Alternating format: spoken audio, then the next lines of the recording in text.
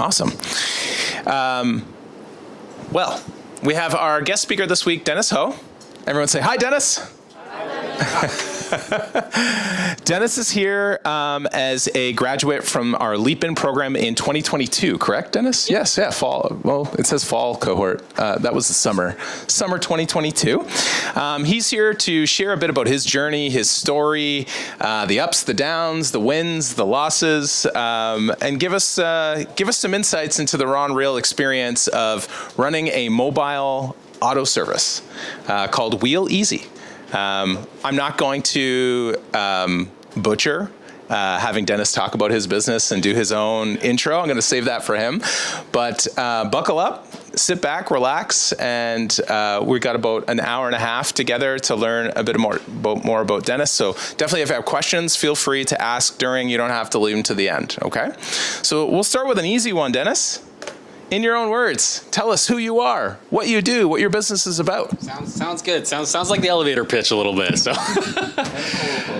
Sounds good. So my company is called Wheel Easy. All right. So this is a mobile automotive service business with a focus on tires. I had always been emphasizing tires with our business. The goal of our business is to make auto service a little bit easier for busy working parents, professionals, students, things like that. And we do that by bringing the auto experience to you. So instead of booking your car into the shop, we will bring all our tools and jacks and everything like that in our service truck to your location, your home or your workplace, and take care of the work there. So we can handle basic maintenance, oil changes, fluid changes, set of brakes, things like that. And again, our focus is on tires and installing new tires, and of course the winter seasonal tire swap over. Yeah. So I had started this business back in 2021. So actually, I was a licensed mechanic before all of this. I had gone to Western for a business program, and then as a part of that program, we had new venture project. So create a new business, test the viability, test the feasibility. So I had always known this was an area that has some demand. You know, I'd done for my parents and friends like that in the driveway. I had the tools available already just from my time in the shop. So I had just loaded up my truck, and we started doing some tire swaps as a part of that school project, and people liked that, so I just decided to continue on with that. We did a couple of business plan competitions when I was at Western. I was a part of Western Accelerator as well, and of course here with Dave at leapIN in summer 2022, and it's been quite a maybe slow growth process, but we're at a place that I feel is really interesting right now, and happy to tell you a bit about how we got there. Awesome. Yeah. All right, Dennis. So we got kind of the pitch, but I'm curious, what's something that people may not know about you or your business, like that they're not going to define just through your elevator pitch or going to your website? I would say you say this, yeah. It's for the recording for the folks that are not here. You know, last time when I did the elevator pitch on the last day of Leap, I wanted to walk around the stage and kind of have the walking, but they said, no, you need to stay here right next to the mic. So it's always restricting how I want to talk. So there you go. So I guess one of the most interesting parts, as I was kind of mentioning, part of our business is the tire swapping and the auto service. So I consider this to be the operations part of our business. But a part that's not really readily seen online would be our online booking platform. So when I had started this business, I had tried to look for some tools to make booking easier for us and invoicing and payment, and try and find some solution that can help our business with all of these functions. There really wasn't anything kind of ready-made, and least of all for like mobile automotive service or anything like that. So we thought we would take that opportunity to start building something. So I had worked with a software engineer at Western, and we had built this booking system that helps us take bookings online, of course, take the payment online, and then when it came to scheduling, the scheduling was assisted by this booking system as well, in a way that kind of reduces the driving that we need to do on a day-to-day basis. So of course, when people were booking their at-home tire swap, there'd be some in North London, some in South London, all over town. So in the early days, we're spending a lot of time driving around to these appointments. So the way our booking system now works is that it will help us funnel these people who are in North London into the same kind of time of day for us, and then another part of the day would be focused on a different area of London, and it really helped our efficiency by about 25%, just reducing the amount of time driving, reducing the amount of fuel being spent on driving as well, and just save some administrative tasks in terms of the booking and invoicing as well. But the big part of that would be the software that we're working on right now. Always continuing to improve this piece, and then kind of thinking about making that its own business as well. And there's a couple of different forms that we consider possible for that. Yeah, let's get into that a little bit after, as we talk about kind of what's coming up for the future. I want everyone to get to know you a little bit better. So we'll do a little bit of rapid fire here, okay? So no overthinking, just first thing that comes to mind. You get a choice here. Favorite movie, band, or book? Okay, I'm gonna go with Harry Potter for the favorite books. We have spent a lot of time reading that stuff with both our kids. So it's nice. Do you have a favorite Harry Potter book of all the books? Third one, yeah. Third one, Goblet of Fire. It's always been a good one. Azkaban, isn't that? Yeah, Prisoner of Azkaban. Yeah, that's great. Okay, favorite food? Burger. Burger? Just like a regular old burger? Yeah. Okay. Wendy's Burger. Wendy's Burger. Okay. A junior bacon cheeseburger? Oh, yeah. Yeah, there you go. Favorite season? Tire swap in fall season. Okay. For us, so. Favorite, if you actually do this, favorite way to relax?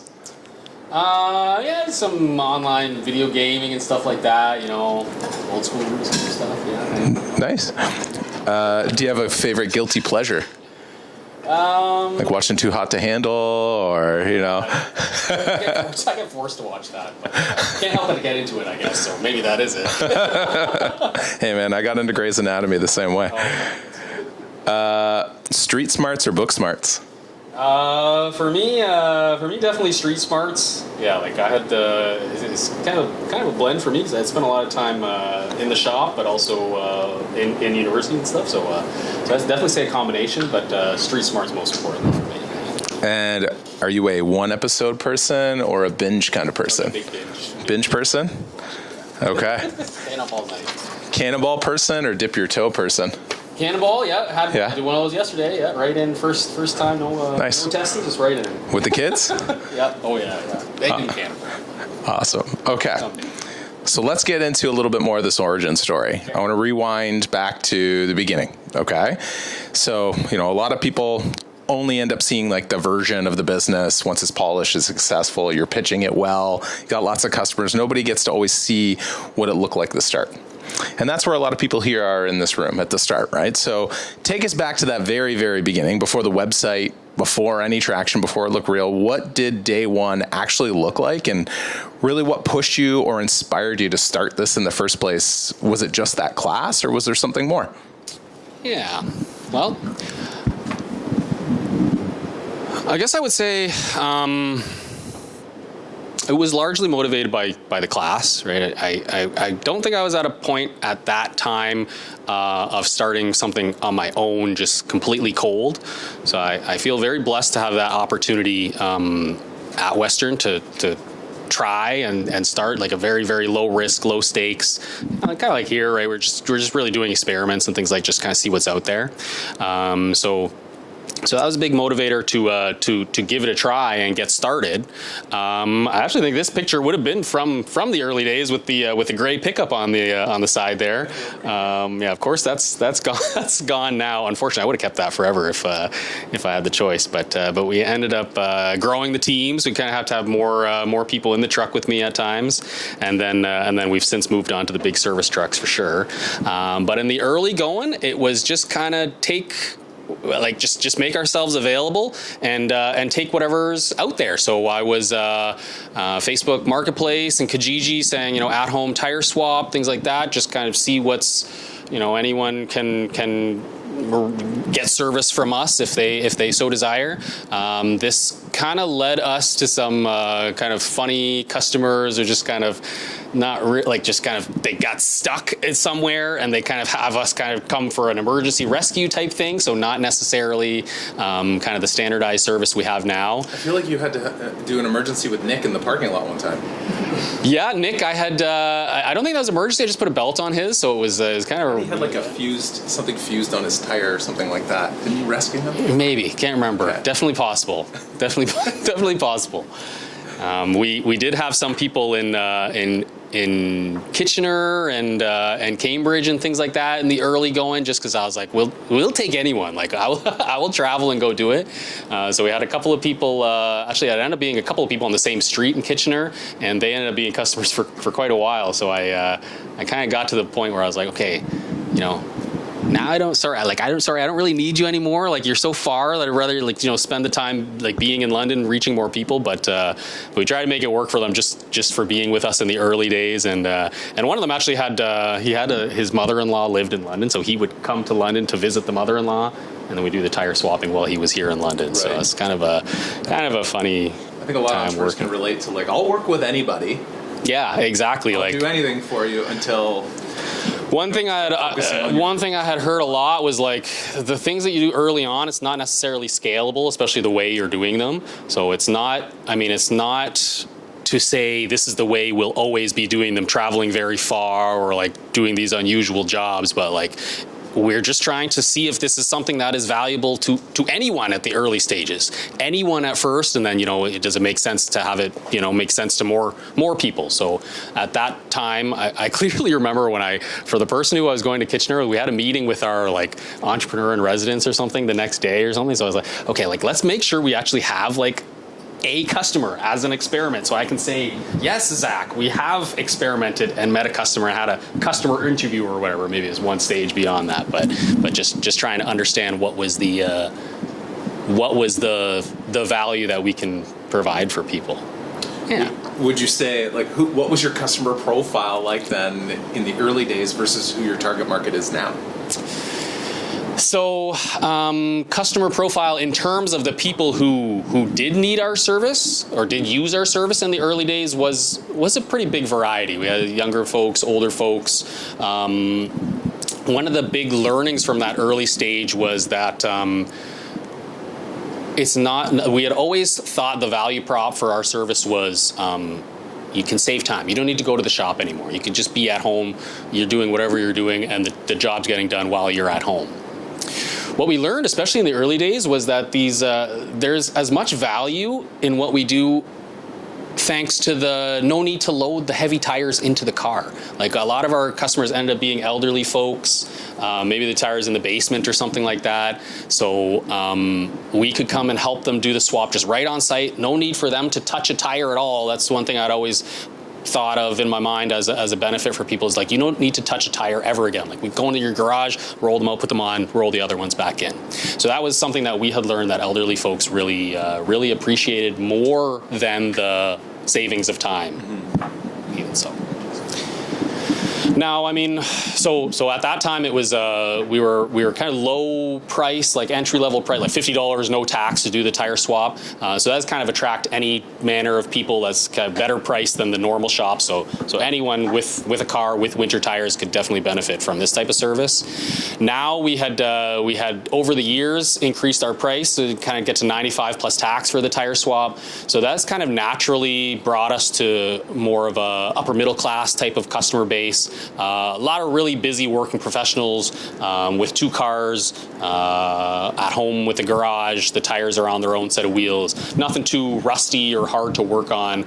So that's kind of how we had now targeting these kind of upper class people where it's easier job, more ability to pay, and a lot of these folks are working from home too. So just the nature of the job sometimes makes what we do a better fit for them as well.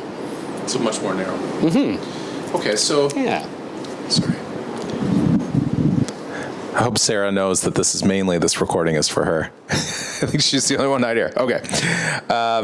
Was there ever a moment where you almost just didn't keep going in the early days, or where you're still early in the start, where you nearly talked yourself out of it? And what did that feel like? How'd you get through and over those hurdles? I would definitely say there were a lot of times where I question what I'm doing, for sure. Especially the nature of the job, especially in fall, is kind of, as you get into late November, December, there's a lot of really wintry, cold days out there, spending time outside. wondering what the hell I'm doing outside, just trying to, get $50 for being in the blizzard. So it was really trying to understand that for me, it's not really just about today, about $50 today. It's really about continue to build up the customer base. So the nature of our business is a really repeatable business, right? It can be 2 times per year as you swap tires to the winter tires and then back to the other one. So kind of considering what we would call this customer lifetime value is all going to be worth it if we spend more time building up the customer base, especially in the early going.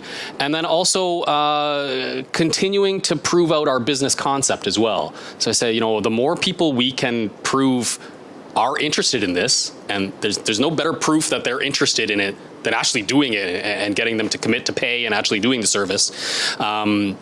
Was all positive in terms of a lot of these customers refer other people.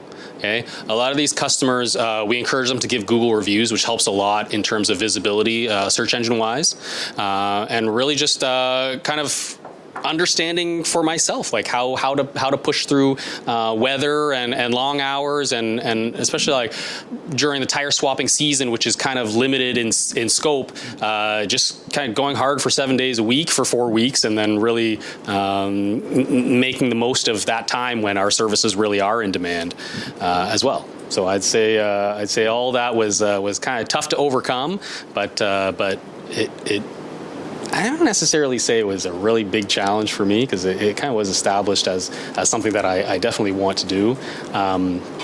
Of course, there's always a potential in my mind, having been in university, I was kind of could be trying to find a university level job type things. Is kind of some opportunity cost that may have felt like was lost, but looking back on the way we work running my own business is really, to me, there's not going to be any way for me to work for anyone anytime soon in the future. So trying to come to terms with how I need to work on my own and keep myself accountable was all a good exercise in discipline and pushing us to where we have reached so far.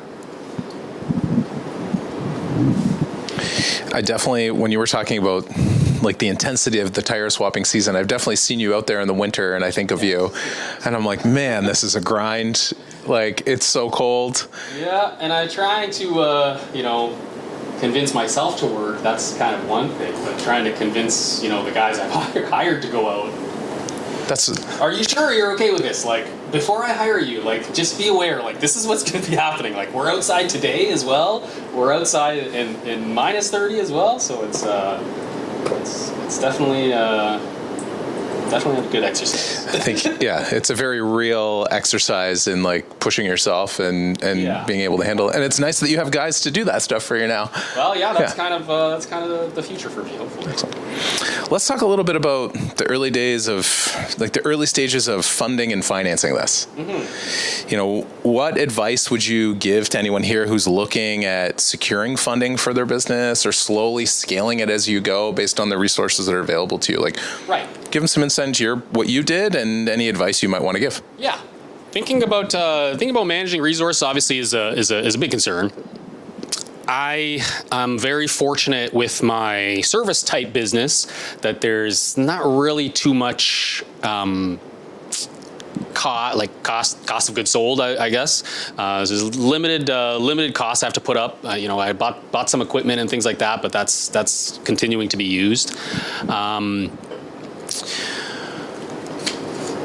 When it comes to trying to source funding, there's a lot of different avenues that are kind of interesting. I'd say interesting and a little bit creative, and that was we made ourselves a part of a lot of those. So I told you about working with a developer in the early days. Obviously, that wasn't a time that we were able to really pay developers. We had taken advantage of a government grant program where we could hire students and students could work at a reduced rate. So that was one way. So I think when I started with David, sorry? No, not that one, but that was another consideration. It's very similar, almost the same. This was called. It was like work. I forget what it was called, but it was something that you could hire a student. The idea was to get students hired, and then I would pay the student, but we would get reimbursed at the end. So there was a number of different programs like that in which you could get labor kind of at a reduced rate. There were a number of grants that we had applied for, and some that we had received, some that we had not received. Yeah, so it's going to kind of bring attention to this idea fund that we had done through Tech Alliance. Had you guys visited Tech Alliance there? Kind of on the horizon, maybe? Summer's a little too busy this year. So. Oh, I see. Well, there was a networking event there, though. Oh, true. Yeah. I didn't realize that was going on until it was over. Summer Shaker or whatever. Yeah, I must have missed I must have missed the invite, or they didn't care about me anymore, maybe. So Tech Alliance is the entrepreneurship organization here in London. So they had put on some grant programs that we had applied for and we had got accepted by. And then I see there's like TELUS Standby Owners and Purelator kind of True North grants and all sorts of other grants that you could get just money for free, essentially. Just need to apply and convince them you're the right person for that. And then the other thing that I had done was I had also a couple of people from the Fan Shop program as well as part of a co-op program.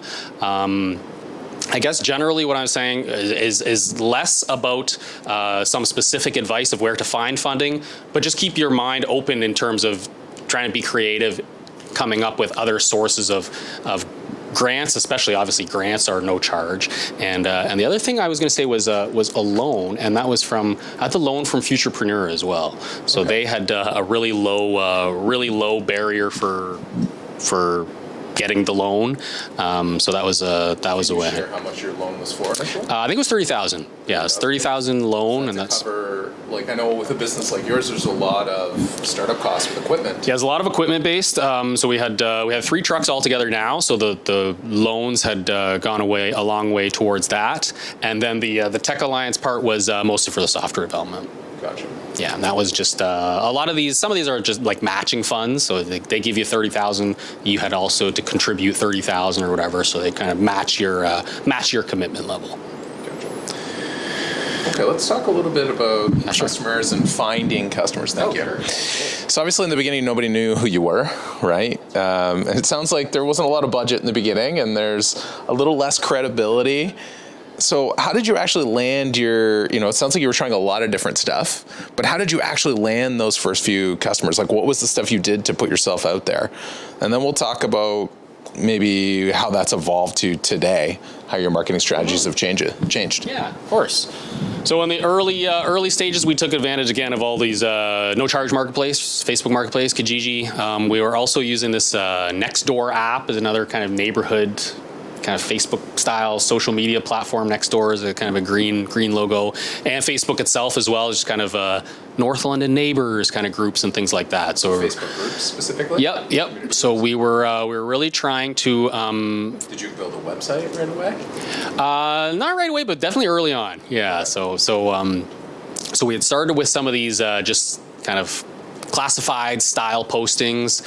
We made the Facebook page for our business, and then from there we quickly move on to the actual website as well. So we had made the website through Wix back then. And it was really just a case of being really aware on some of these social media platforms if people are looking for tire service. So that's really what a lot of these neighborhood groups are like. I've got a flat tire, or I need some auto service, among millions of other requests. So we try and make sure we're there to maybe leave a little comment, or honestly, my mom left a lot of comments on our behalf because she's a part of those groups a lot too. So she's out there. Pushing our services as well, and then really largely referral based. So that's definitely for our business, probably for automotive service. So just within our kind of industry, referrals definitely go a long way. And that would be largely the person to person, just personal referrals from your family and friends. I would even go so far as to say Google reviews are kind of referrals, or at least some user generated kind of vetting as well. So we made a big priority to get a lot of Google reviews when we were out there, just sending a follow up to every single person to say, if you like this service, then feel free to give us a review, and it really helps us a lot type thing as well.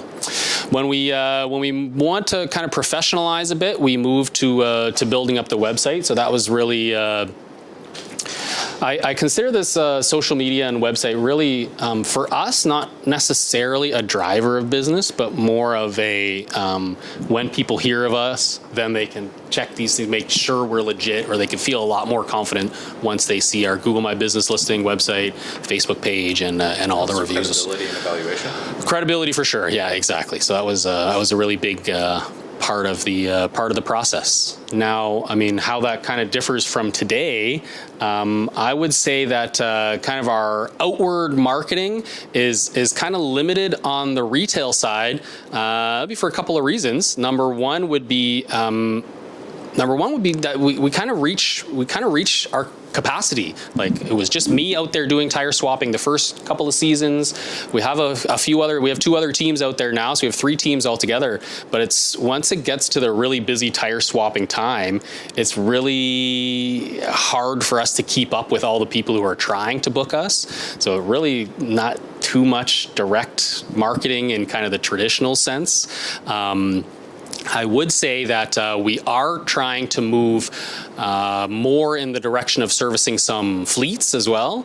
So the fleet servicing paradigm is a little bit more easier to execute for us, just because 10 to 20 cars may be in one location rather than traveling from house to house for each individual car. So our goals with that are not necessarily like Google Ads or anything like that, but more of a direct salesperson kind of one-on-one kind of approach. So kind of just get very specifically, we're trying to target these retirement homes now. So we'd like to have a number of maybe elderly folks who live in the retirement home just all have their tires swapped by us on the same day, same location, at a reduced cost, just because it kind of limits what we have to kind of outlay in terms of costs for our business. So we had approached this as a cycle of number one, kind of prospecting, try to establish all the retirement homes in our area that makes sense for us to service. From that, we had kind of learned from speaking to some of these customers, we say, okay, some of them had said that this is not really a good fit for us, just because this is more of an assisted living home where not a lot of residents are drivers. So that was something we had learned, kind of starting with some initial customer interactions. Once we had contact with someone within the organization, we had tried to understand what they want to see as value, right? Because they are not necessarily seeing any direct value from us doing the tire swapping, aside from their residents have a better resident experience maybe, right? So we tried to understand what they have as goals for what they're trying to do, and we understand that they just want to have content for their residents. Our contact within the organization was literally called Resident Engagement Manager. So we thought, okay, why don't we give some type of winter driving safety seminar? This is something that kind of adds some value to them. Just because they just want to have presentations for their residents and things like that. So if we can offer them something that can give some activity for their resident, then that kind of make it an easier transition into what we actually want to sell, which is the tire swapping. Gets your foot in the door. Tire swapping stuff. So that's your kind of like top of funnel, low cost offer. Exactly right. It costs us some time to create and deliver this type of presentation, but really it's not too bad. And then we would like to kind of parlay this into engaging some other retirement homes and other fleets of any other nature. Smart. I think, with a business like yours, you're so used to, obviously originally with Wheel Easy, you're very focused on the car owner, the homeowner, the person who's wanting this tire swap. With moving to a B2B model, and I know that now that you do tire sales as well, have you found that like having to exercise your cold outreach muscles, having to contact suppliers, having to reach out to retirement homes, was that something different for you, or was that something that came easy? No. Definitely different from my normal cycle of what we're doing. I like to kind of think that a lot of mechanics just become mechanics because they don't want to talk to anyone. It's just work on the car, and that's all you have to interact with. So it's definitely a learning experience for me. I personally don't like the sales process. I kind of offloaded some of the really, really absolutely cold outreach to Tyler, one of my other guys who was working with me. But in terms of interacting with them, definitely a challenge to understand what it is exactly that they want and what they're trying to accomplish with us, whether that's an improved resident experience or trying to fill some time for their people. And once we understand what they want, then we can kind of tailor what we're trying to sell to kind of fulfill what they're trying to accomplish. With the fleet, like this larger fleet side of the business, or getting these customers that have many cars all at once, like to get this retirement home on the hook, or PowerCo, for example, that you're working with, how many emails were sent to to actual people who reach back, like that whole, and there's that stage of the journey that a lot of people are putting their first offers out right now. Yes. That B2B cold interesting LinkedIn DM that goes out into the ether, and you're hoping and wishing for something. A lot of hoping. Yes, definitely. I can definitely I can definitely speak to that. We're right in the process right now with the retirement homes and things like that. So it's really, really, really fresh and really, really tough. Like it's not. We had probably sent out I think we had sent probably 20 to 50 emails, and there's just absolutely no response. And for us, it really take more of a in-person visit. So we kind of structured our deal flow, I guess, or cadence as we try and send an email, or we send an email to kind of make our initial contact. Whether or not that actually happened, to us, that is the initial contact. We like to go in and visit after that and say, maybe you've seen our email. Probably not. Like it's challenging to reach the right person in the cold walk-in. Cold emails, maybe a little bit, you could understand who the people are in the organization who are kind of making these decisions. When we go in for the cold visit, we just kind of say, it's really low receptiveness from the receptionist. So just say, I'm not the person you need to talk to. Like, here's the card of the person you need to talk to, or maybe I can go grab the person you need to talk to.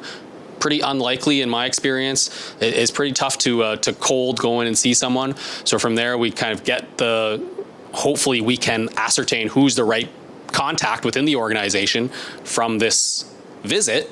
And then from there, we try and start the email cycle again with the proper person, hopefully, and then we try and set up the in-person meeting once we can, if we are able to make a connection with that person. And all that being said, like as I said, we send out quite a few dozen emails on the very, very first stage. I think we make probably 10 to 12 visits to the retirement homes, and we've got one deal put together and one very tentative deal kind of not put together in any way, but we have had some conversations with our contact. So this is kind of the scale of what we're trying to get at. Being you have to try and send out a lot of feelers to kind of get the people you need to reach. No, I think that's very real. So thank you for being open and honest with us with that. And I think it's very pertinent for a few of our people here that are going through this exact experience right now.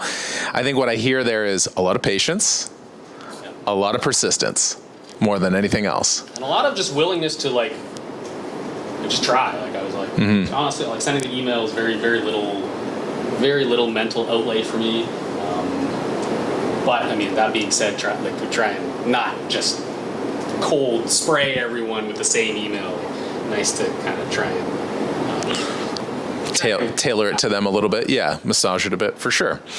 Okay, let's talk a little bit about, I forget, there was a question I want to ask you a little bit about kind of that shift from like side project to full-time. Yeah. Was there ever a moment for you where, you know, you had to kind of think, where, like, did you ever, I don't know, actually know if I know this, did you ever have a part-time job where you were working somewhere else while you were building this, and then, you know, that pivot to, this is my life now? Not really. I wouldn't say it was a clear pivot for me. It was. I started this business while I was in school, so there was a lot of time spent on school and doing this part time, and then we had gone right into full time with this. Okay. But I guess when it comes to determining like when it's time to go full time, like when we know we have something going on, for me it was. It was definitely not a moment, but number one was when we're kind of in the, we had a lot of business plan competitions, and then we had two business plan competitions, one at Western and then one was University of Manitoba. So once we get the feedback from those guys who are really kind of saying this is a good idea, like a lot of the judges there were asked like, can we do this in Manitoba? Like, is there something like this in Manitoba? I said, honestly, probably. Like the barrier to entry is really low. To the University of Manitoba? Not really. I think I just saw some random like call for applicants or something at one time, and then I also had done like a March Madness pitch competition. Like it was bracket style, like the March Madness basketball tournament. That was at like University of like New Brunswick or something, somewhere on the east side. So that was. So always be looking. You don't have to be a student there to maybe see. So definitely always be looking, and yeah, like at that stage, it wasn't too hard to participate in those because I didn't have to go there, right? It was all COVID-wise. It was all video presentations. So I don't know if it's still like that now. Maybe it's kind of gone back to more in-person stuff. But those were really great opportunities to, first of all, really understand my business myself, and like really being able to like vocalize what about it is interesting, what parts of it add value, and how to address some of the challenges that I know there's challenges in my mind. I know the judges are going to be asking, how do you intend to address this challenge? Well, trying to prepare to have something to say to the judges, that was a good exercise in actually solving some of these problems in my own mind as well. So like, I need to be able to say something that makes sense. Right. So we need to try and think of some type of solution that actually makes sense to some of these challenges too. And then, so that was kind of understanding the business model to be something that makes sense. And then, going out to do our first few tire swaps as part of the school project was, despite being a licensed technician, it's just very, very nervy to go out and try this stuff. And, I'm in my truck like, I've got the tool. I got all the tools I need, like every tool that I need, every possible tool. If something goes wrong, I try and make sure I have everything. And then we go over, we tire swap. I can remember the first guy was this old guy had a Mustang in the garage. We're tire swapping the other car right next to it. So I'm trying to make sure in the garage not bump the other car with the jacks and things like that. And then it was really funny because I was just like, I didn't even have like an impact gun when I'm trying to do the wheels at that time. I was just using like a ratchet bar or whatever, just take it off manually. This customer has he's got more tools. He's got the gun, and he's like, "Do you want to use this?" It was so funny. I laughed about that for a long time. We laughed about it together because I'm like, dude, this is the literal first time I'm doing this like in a like formal like you pay me setting. So like we're just really super early steps, trying to experiment to see if this even makes sense for you, for me, and then he ended up letting me use the tool. Is really funny in the first times, and then the same season, first like maybe second person or second and third person, those were Kitchener people. Fourth person is still with me now even. So this was back 2021 fall. So I've probably seen her 11 times now. Just tire swap every season, and she's always been with me from the to me the hilarious truck to our more serious trucks now. So. I love it. So getting paid for the first job was definitely something that it only take half an hour, get paid $50. Like, okay, like I think we can do something here. That was part of the journey. I feel like that's something ideally, like I still remember my first customer with my first business. Oh, yeah. It was when I was doing, sorry, Trish will. Just like for the person that was like lending you his tools, did you like make note of like what you're like, oh, this is actually like better than like, were you like taking notes or asking him questions? I was like, definitely like, okay, well, I need to get one of these. Like, it definitely makes sense for me to get that for sure. Yeah, and like as we went by, like there's different. We're like, okay, well, we need to air up the tires, so we have such and such a air compressor to do that. Well, this takes long as hell. Let's get a better thing. Like obviously, I'm like in my mind at the beginning, I'm like, okay, well, we need air, but later on, I'm like, okay, well, I don't need air to power the tools. I just need air for filling up. So now we have this like an inflator for filling. You don't have to fill up the whole thing. So it's definitely learning process as we go through and do the jobs. Really can show you what could happen. So kind of like along that question, like how many times do you feel, or do you feel like you're still kind of like making iterations to the tools that you're using? Oh, for sure. Yeah, for sure. Definitely on an operations side, there's tons of stuff that I didn't even fucking know was out there at the beginning, and like other mobile tire guys who I've connected with have the tools that kind of even like I had worked kind of in parallel with him when we were doing some of the big fleet work, and I see what he's doing. I'm like, this is just interesting. Like, what could be like makes sense. And then just Facebook group of mobile tire guys who same thing, just a bigger, more distant network.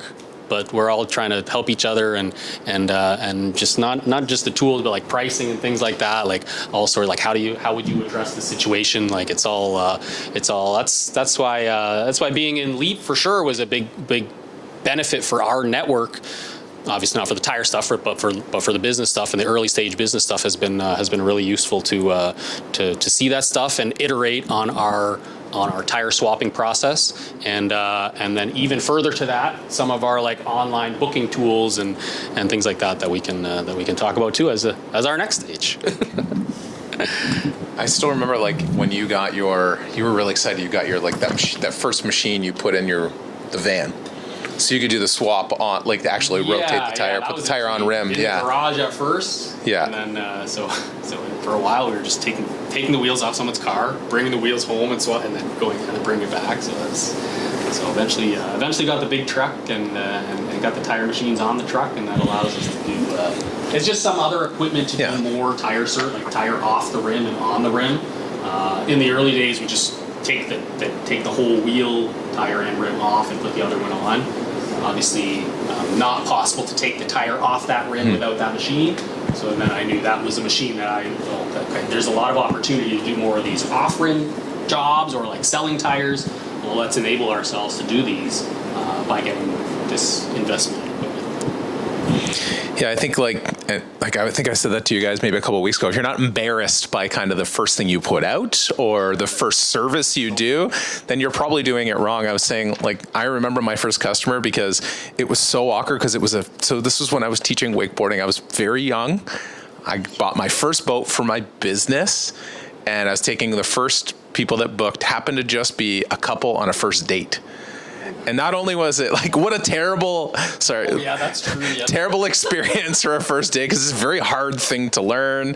So I'm navigating the awkwardness of their date, which was not going well. And also I'd only ever I taught this stuff to like friends and family, and then I went to like this month-long course, and like I'd just done it in a laboratory setting, so I was so nervous and like awkward, still trying to prototype how I do everything, and it like you could just tell they did not like each other. And I'll just never forget. The funny thing is that guy, I ended up standing in his wedding.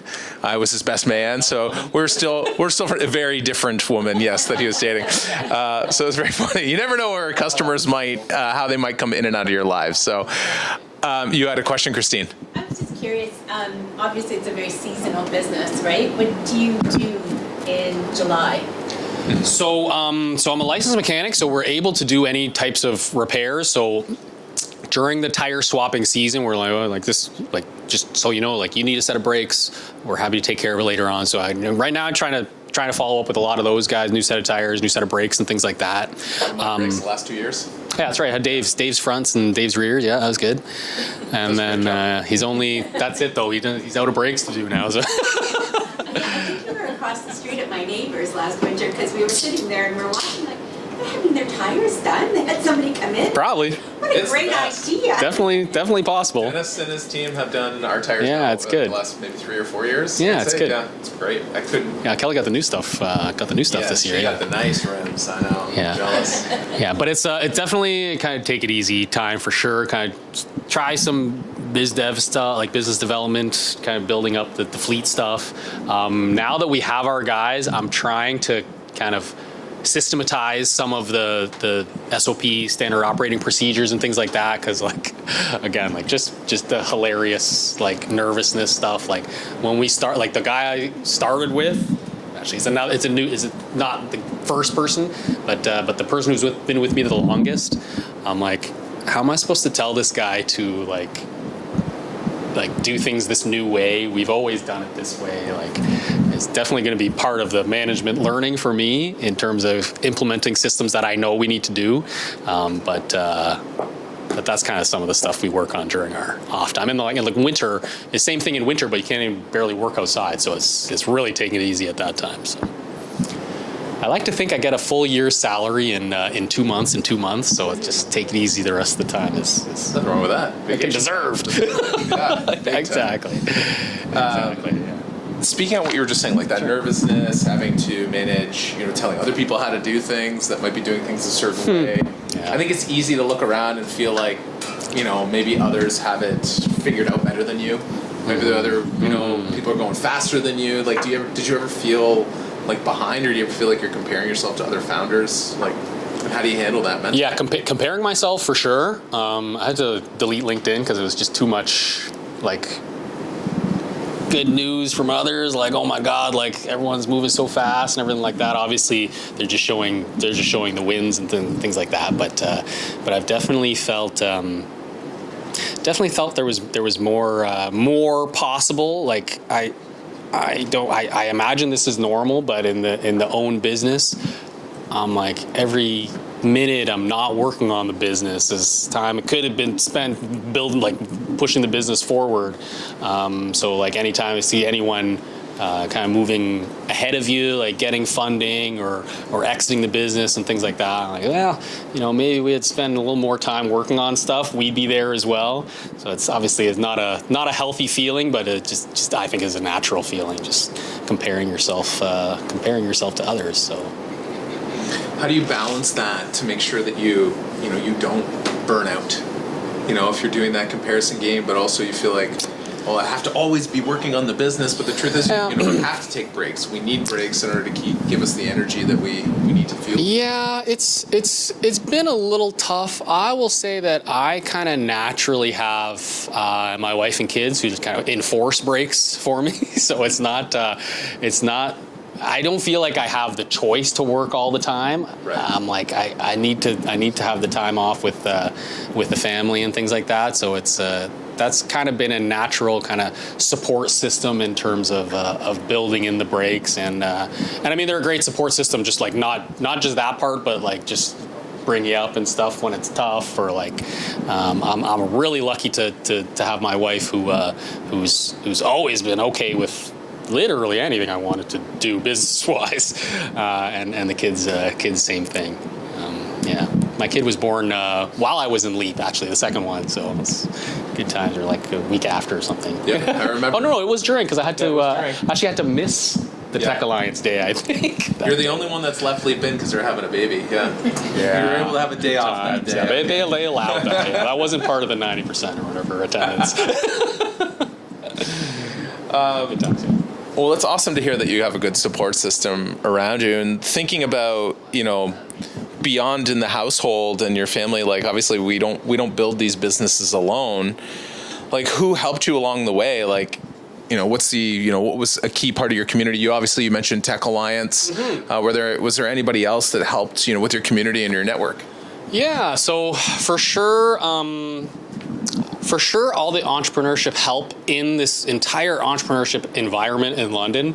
So for me, that includes Western, and Western had just opened their new entrepreneurship building. Schmeichel building a couple of years ago. Of course, here at Fanshawe in Leap Junction, and Dave himself has helped me a lot. And I have a number of other advisors as well who I'm always kind of feel welcome to bounce any ideas off. Or I mean, obviously, a lot of these situations that I'm going through, I've never personally experienced before, but those guys have. So it's not necessarily for them to tell me what to do, but at least share how they interpreted what was happening and how they addressed it, rightly or wrongly. It all has value to hear that to me. So I've got I've got my advisor for the Western School project, Ian, is still meeting with me every month. I think I worked out one time, even probably 2 years ago, when we were 2 years into the business. I'm like, fuck, this guy's met with me like 50 times. I just calendar appointments, 50 appointments. I'm like, this guy's spent literally like 50 hours plus, like helping me for nothing. Like obviously no pay, no equity in the company. So really. Do you swap his tires? Yeah, but he pays. he won't accept it for free. So so always good to find some of these people who can help you and just cultivate the relationship with these guys, and they're happy to help. Dave's always down to chat, and Ian, who I mentioned, and Paul and Marty, and once I became a Tech Alliance client, they have the advisor there with Tech Alliance, and then they could partner me with an entrepreneur in residence. That was Paul, who was someone who had established multiple businesses, really big businesses, and he always has lots of insights for any specific questions I have, or I just kind of tell him what's going on, and he gives me some new ways to think about these things. So definitely Business Advisor Network has a lot of value. What's okay? I want to talk a bit about becoming the boss. So going from I don't feel like it's just you by yourself. Yeah. To now I have other people I've brought in and who are now relying on me. Yeah. What did you learn about building a team that you actually trust, that you might Yeah. That I personally really didn't, I didn't really like it. I was just kind of, I mean, in the early going, I was just kind of, anyone want to work for Dennis? You do? Okay, you're in. You're in. Barely an interview. I didn't really have processes in place. I was just like, here's, like, why don't you come with me? Here's how I do it. Like, why don't you watch how I'm doing it? And that's like, now you do it, okay? that was pretty much the early kind of training processes. Maybe another big step for the business was kind of sending out the guys on their own without me. That was like mentally for me, it was a huge block. At times I honestly didn't think I was ever going to be able to do that. But in understanding that it's kind of a service business is not necessarily scalable beyond my own time. Like I could only do, 10 or 12 tire swaps a day. There's literally no way for me to do more. So trying to come to a realization that I'm going to need people to push this business forward. Try and find the right people as much as I could. I happened upon my first couple of employees just when I was speaking at Fanshawe here as a employer panel. I wasn't even an employer at that. I didn't even have employees at that. Like maybe a potential employer panel. But I did connect with Steve, my first person at that point, who was part of automotive technology here at Fanshawe, and then he was able to connect me to a few more people, and that's kind of how we got things rolling. So you kept those relationships going that you made here? Yes, for sure. And then kind of to even take it one step further, and I'm very glad that I did. I was actually, maybe it was you or maybe it was Nick they were looking for someone to teach the CTS mechanics program. I think it was Nick. Came across it was Nick. Yeah. Yeah. So Nick had made me aware of an opportunity to do some teaching at Fanshawe for a very entry level automotive technology class. So I did take that opportunity as as it came, and then I've recruited 3 or 4 people through that program as well, because they have a co-op program as part of that placement, and a couple of those guys had stayed on with us as well. So it was kind of again being open to opportunity, and definitely like going outside my comfort zone and being in some of the panels and doing some of the speaking, but now, as I kind of mentioned, we're trying to establish more of the systematized way of doing things, just because now we kind of get really quite a high volume of customers. It's obviously not me going to see any customers anymore. Now I feel very happy to have customers I've never met before. That's kind of a definite delineation of how it used to be. So. But trying to understand, like I guess I'm very lucky not to have had any conflict within our people, like just very lucky with all the people who haven't had any issues with people too much, maybe slow or slow to learn, but that's all kind of able to be overcome just with our efforts. But yeah, just tough to have people counting on you for the livelihood. Yeah. You said something about doing things that are uncomfortable and out of your comfort zone. Oh yeah, big so time. When you have to do something like that, like if you have to like call the retirement homes or you have to do something like that, how do you pump yourself up to do it? And what time of day do you do it? Is this like your first thing, frog kind of thing, or? Yeah. So with the cold outreach, very uncomfortable for me. It was in terms of pumping myself up, I would say like it's all about preparation for me, and that's been everything in my life, but definitely for this business. Like as a mobile business, we get to bring the tools and the car parts that we need for the job when we go. So I carried that through a lot of the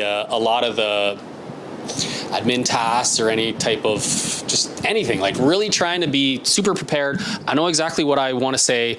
I know what I know the outcome of this conversation that I want to happen.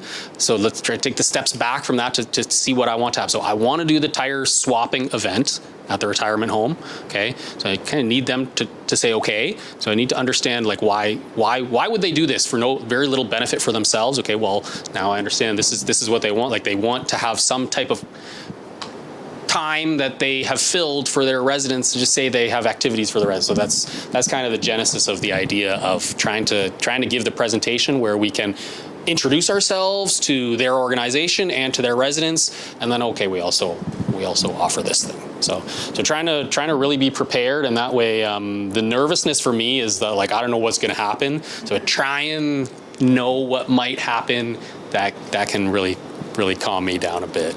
Now, with regards to the time of day, probably like as early as possible type thing. Like again, trying to be prepared, like just. Otherwise, you're putting it off. Yeah. I don't be awake thinking about it. Like no. So definitely try and early in the day, just when we're trying to do repairs and things like that, same thing. Early in the day, just in case something happens, like we have time to resolve it later on. If they want to meet today, like let's continue on meeting today because we have time to do so. Toughest call that you ever had to make, and how did it turn out? Just in terms of like recruiting, like retirement home type thing, or home, just in your business in general. What was the most uncomfortable thing you ever had to do? I would say like overall would be when we're trying to do these business plan competitions and things like just it's like a 15-minute pitch on the business. So we have the slide deck and things like that. So it's really like quite a long time preparing spent, obviously, and really at that time I wasn't really comfortable speaking at all, like just like on a public speaking type thing. No, definitely not. I kind of find myself to be a very slow thinker, so I'm like that's another trying to prepare what I want to say in response to stuff, and then obviously that was just a fully prepared presentation, so kind of you could just like memorize stuff or go along with the slides type thing, but I really wasn't looking forward to that, and least of all answering questions from critical judges who are tasked with trying to see what doesn't make sense about your business. Like, yeah. Questions, Christine? Yeah. Oh, go ahead. Becca. How do you manage difficult customers? It's not easy. I would say I still feel like it's a little early stage for our business, so I'm still trying to keep reputation good. I don't mind to have some financial compensation for if there's something that's happened, if something maybe got damaged accidentally, or unfortunately, sometimes the wheel can loose and cause some damage occasionally. So definitely just say, I know, sorry this happened. Not necessarily accept blame or anything, but sorry that happened. Okay. What would you like to see as a resolution to this? Usually I just want to get paid, like just whatever they had paid to resolve it. I'm like, okay, well, let me understand exactly what happened. If it does seem to be likely to be something that's related to what we've done, I'm happy to make it right with you financially.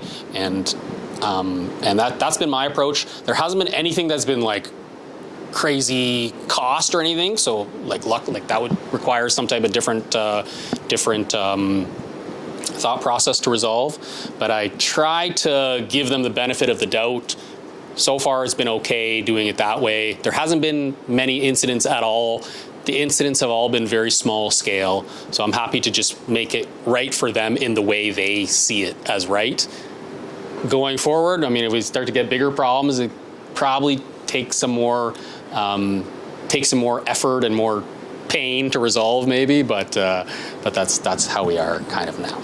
I will say that to try and like be proactive on the resolving issues for customers. Like I don't want to cause any issue at all. Obviously, is the ideal way to do it. So again, thinking about preparation, just make sure I know exactly what I'm getting into. Less so with the tire swapping, but with like other jobs, I might try and like look up the service guidelines on how to do the job before I go out, so I'm not surprised by something and cause a situation where I have an unhappy person that I need to resolve. How do you manage your employees and customer relationship?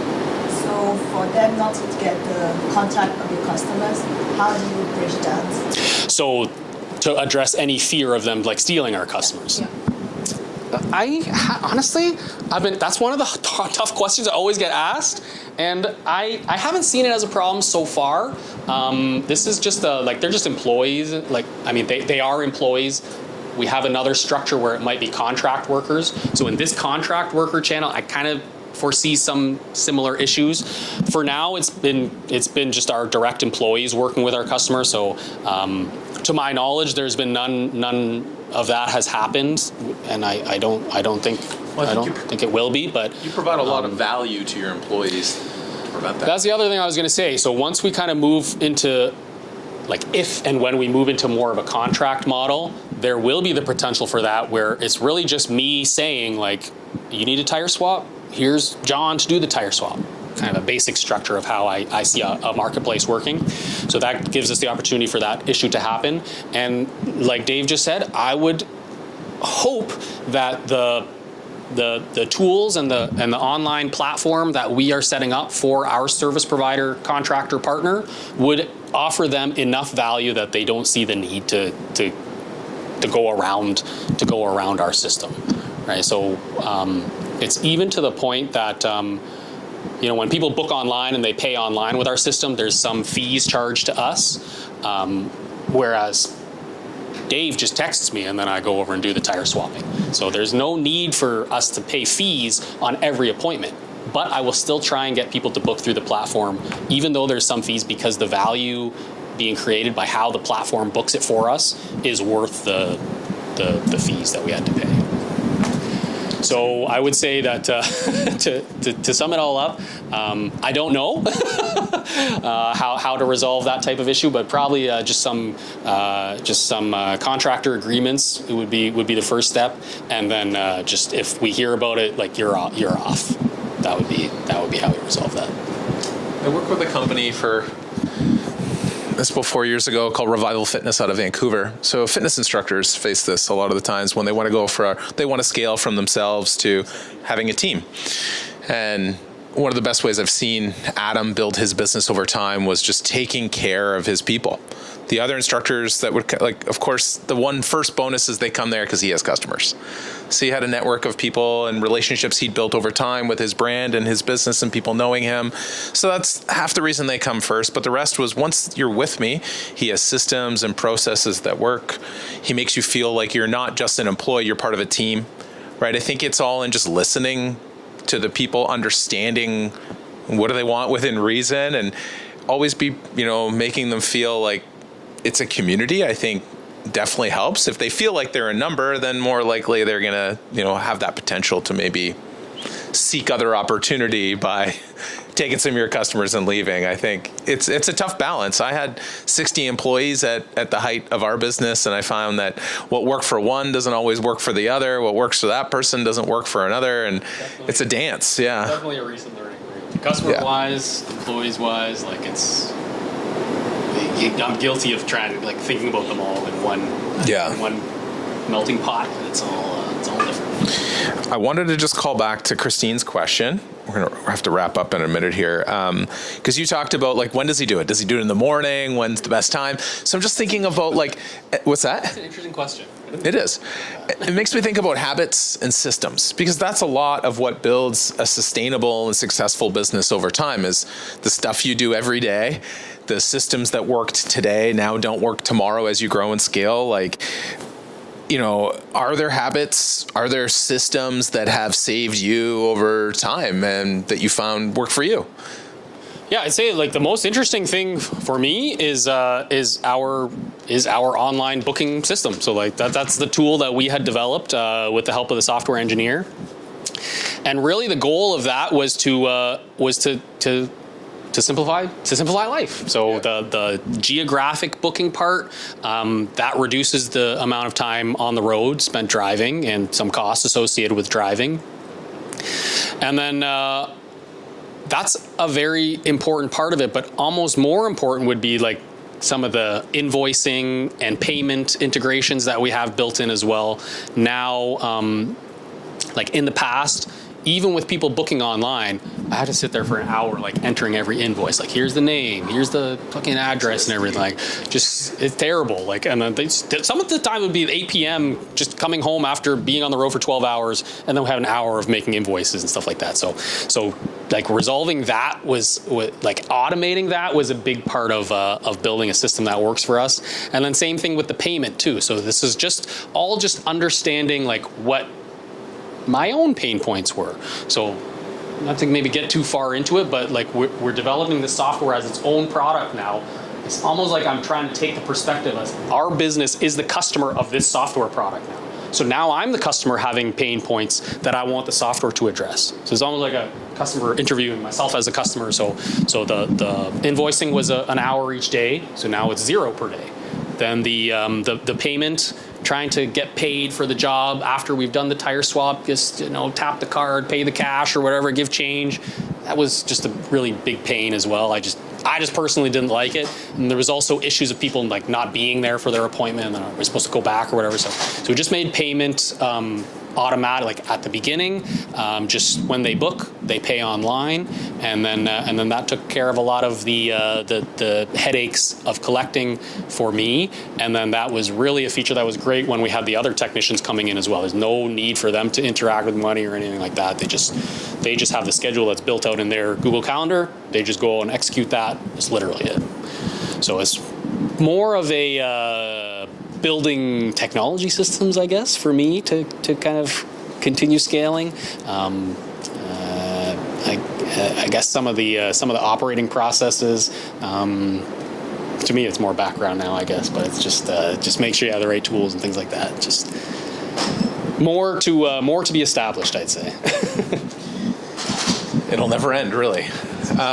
Okay, well, I'm kind of curious, as a final question here, what's something that you believed about entrepreneurship or something you believed about your business that turned out to be totally wrong? Or just maybe really bad advice that you wish you knew sooner. Jeez.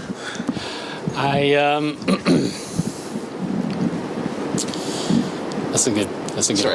really bad advice you might have avoided if there's nothing you can recall? Okay, bad advice to avoid. Okay, well, I would definitely, say, and we're right now in the process of this when we're trying to think about the software product, is really don't skip any of these customer interviews and understanding what people actually want.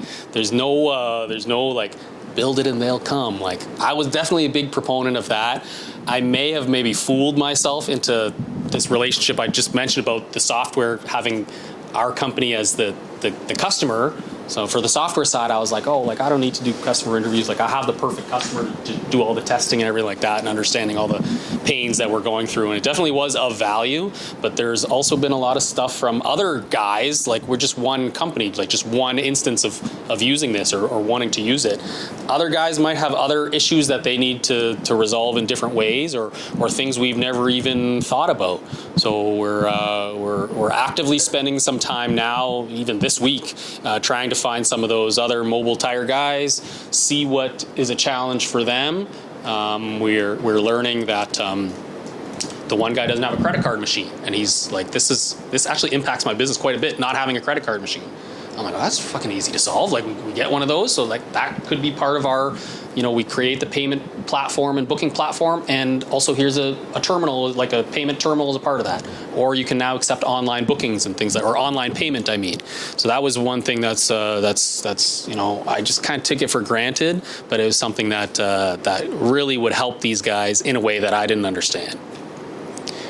So really understand what people want before building it. If not only to save time, but to save the copious amounts of costs for software development in my perspective. It's like you've been listening to what we're trying to teach. There you go. It's like I was here in the past. Okay, final advice. Last one. Imagine you're where they are right now, okay? What's one piece of advice you want to leave them with for all these future founders? Yes.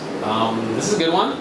I would really say, and it's really top of mind for me, is just really the experimenting. Like there's a lot of stuff out there that you can do, and some of those things would work, some of those things wouldn't work. Like there's a big opportunity to just ask people is one way of understanding what they want.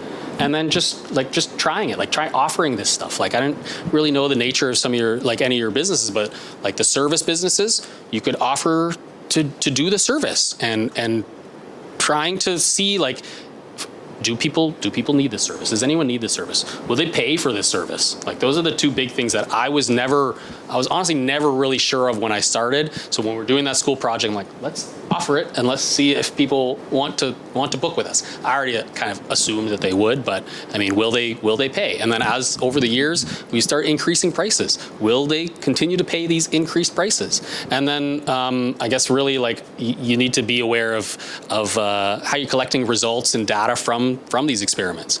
So for us, we had found that we continued raising prices. We have the kind of similar retention rates.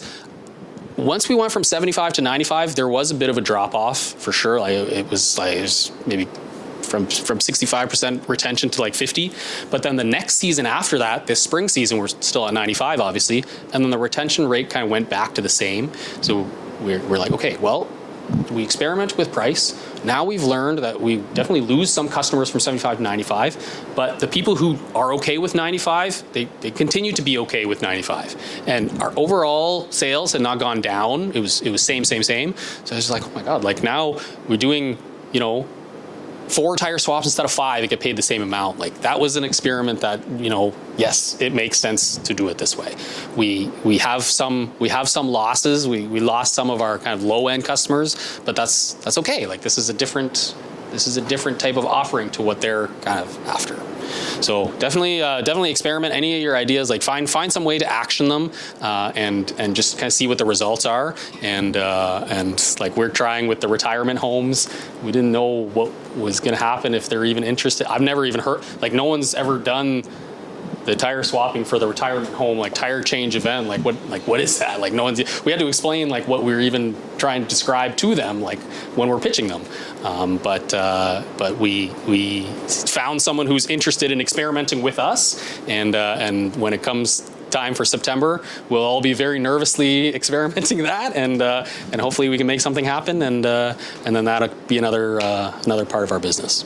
You know you're gonna get all the old guys going, what are you doing with that? I know, I'm scared. I'm scared. Like that's another thing. People love hanging out and watching, and like I'm personally okay with that. Grandpa out there. I don't think you got that. There was one Canadian Tire commercial a while ago. It was years ago when the young guy's changing his tires, and then the old guy comes over. He's like, those torqued on right? And the young guy's like, you can eyeball the torque of a lug nut. And the old guy's like, yeah, those things are good. It's just very funny. Well, I think that's good advice, Dennis. Everyone right now is in the midst of their kind of first offer experiment over this week. Yeah. How it's going. So I think that's definitely great advice to leave. It's good times. You can think about you can only really think about things in your own perspective. So it's definitely good, and you will definitely see the value in what you're creating. It's really like understanding, is this something people need, and like how can I communicate this along to people? Like for me, for mobile tire swap, like people never really heard of it for the most part. So I need to both educate and then convince them that this is for you. It's a bit of a longer journey. Why don't you hang on the mic? Sure. Last thing I ask every guest about this. Are there any books? Are you a book or a podcast person when it comes to just learning things for business or entrepreneurship? And if so, is there anything you could recommend to this group here? Yeah, podcast-wise, I'm a big How I Built This. I see you've got some Guy Raz books back there, so it's a really good one. They're kind of going to a lot of the call-ins now lately rather than like the storytelling. On the How I Built This podcast, the call-ins are great. So they're okay. How I Built This book. I prefer the storytelling. It's what you prefer the storytelling. Yeah.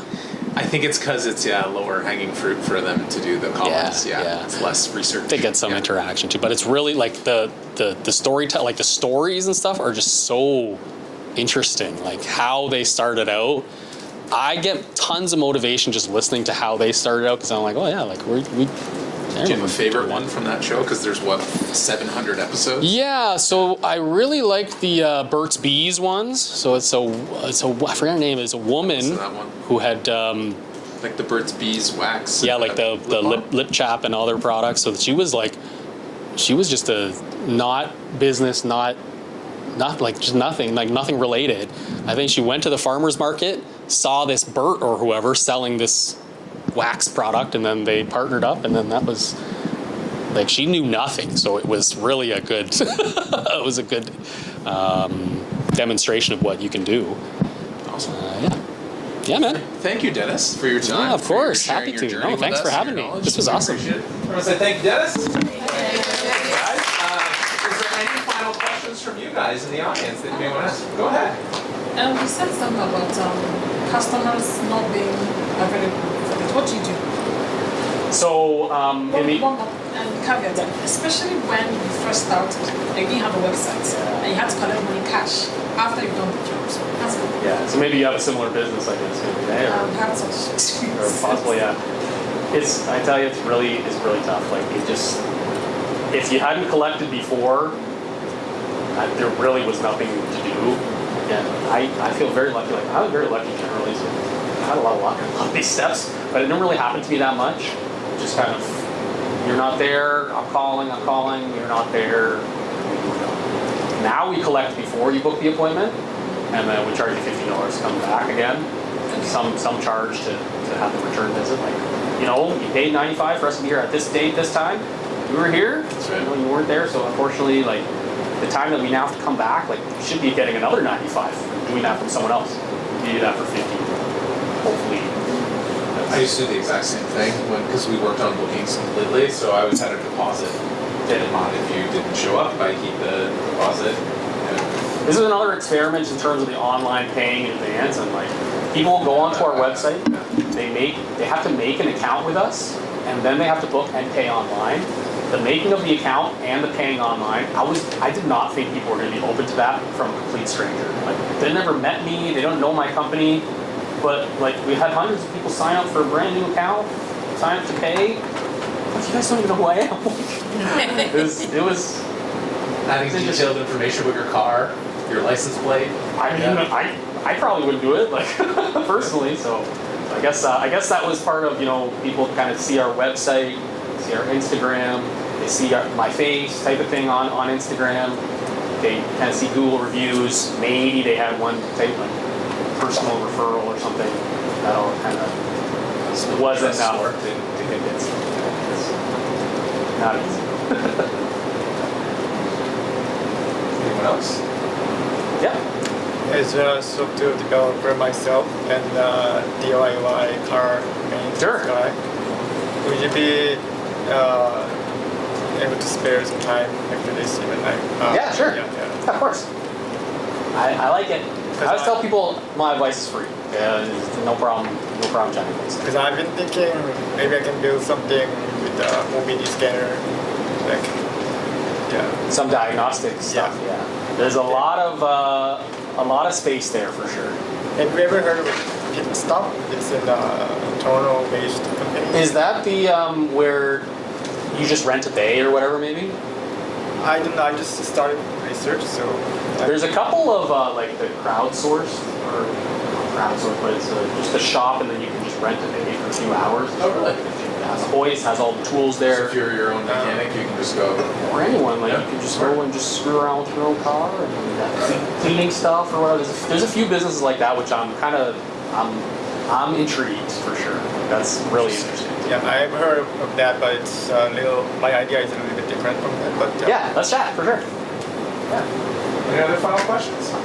Well, thank you, Dennis. Thanks a lot. Yeah, no, happy to chat. Happy to be here. You know, when I was in Leap, we were in the smelly old M buildings.